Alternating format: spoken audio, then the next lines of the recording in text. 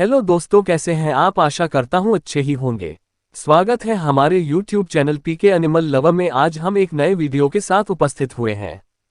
भारत सरकार ने जम्मू कश्मीर एवं केंद्र शासित प्रदेशों में भारत पशुधन राष्ट्रीय डिजिटल पशुधन मिशन के कार्यान्वयन की घोषणा की है, जिससे प्रौद्योगिकी एकीकरण के साथ पशुधन प्रबंधन में क्रांतिकारी बदलाव आने की संभावना है।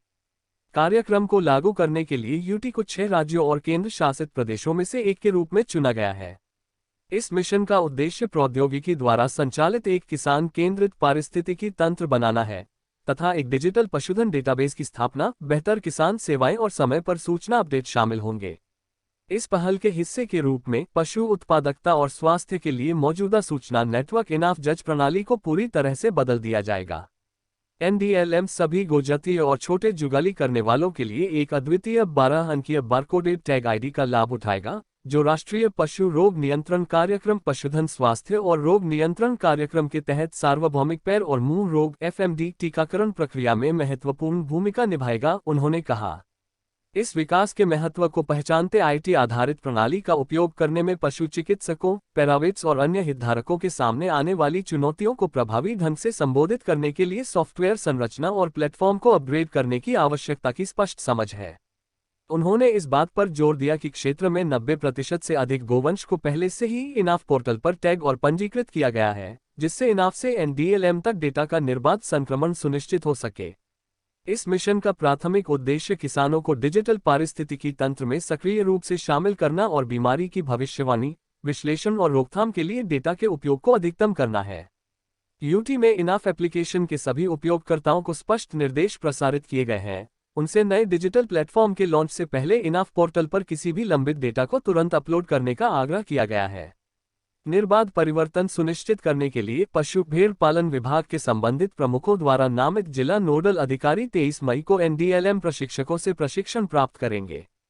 ये अधिकारी बाद में केंद्र शासित प्रदेश के सभी इनाफ उपयोगकर्ताओं और अन्य संबंधित हितधारकों के लिए कई प्रशिक्षण सत्र आयोजित करेंगे, जो नए डिजिटल प्लेटफॉर्म के लिए उनकी तैयारी की गारंटी देंगे। डेटा को एकीकृत करने से विभिन्न कृषि जलवायु परिस्थितियों के लिए उपयुक्त उच्च गुणवत्ता वाले जर्मप्लाज्म प्राप्त करने पर केंद्रित प्रजनन कार्यक्रम के निर्माण में मदद मिलेगी। NDLM पोर्टल समग्र कृषि विकास कार्यक्रम HADP की डेयरी विकास परियोजना को लागू करने में महत्वपूर्ण भूमिका निभाएगा।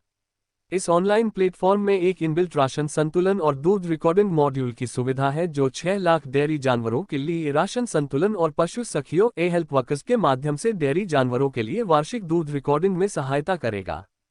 जैसा कि जोर दिया गया है, NDLM का प्राथमिक उद्देश्य सरकारी सुविधाओं और योजनाओं का पूरी तरह से उपयोग करने और डिजिटल इंडिया के दृष्टिकोण के अनुरूप पशुधन से संबंधित सेवाओं का लाभ उठाने के लिए तकनीकी उपकरण प्रदान करके किसानों को सशक्त बनाना है। उन्होंने कहा, ई-गोपाला ऐप के अपग्रेड से किसानों को अपने जानवरों के बारे में आवश्यक जानकारी प्राप्त करने और प्रत्यक्ष लाभ हस्तांतरण DBT और ई-रूपी आधारित सुविधाओं जैसी सेवाओं का लाभ उठाने में मदद मिलेगी।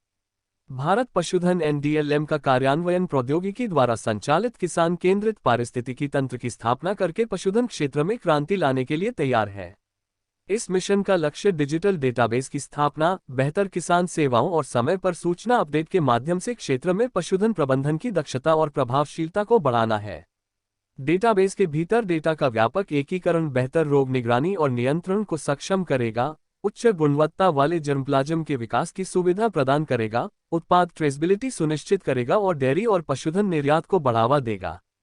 उन्नत ई-गोपाला ऐप सहित किसान सशक्तिकरण पहल किसानों को महत्वपूर्ण जानकारी और सरकारी सेवाओं तक पहुंच प्रदान करेगी, जो पशुधन क्षेत्र के समग्र विकास और वृद्धि में योगदान देगी। धन्यवाद दोस्तों, चैनल पर नए हो तो हमारा चैनल सब्सक्राइब करें, अच्छा लगे तो लाइक करें, कमेंट में फीडबैक दें और जरूरतमंद दोस्तों को शेयर करें। मिलते हैं अगली वीडियो में, तब तक के लिए बाय बाय।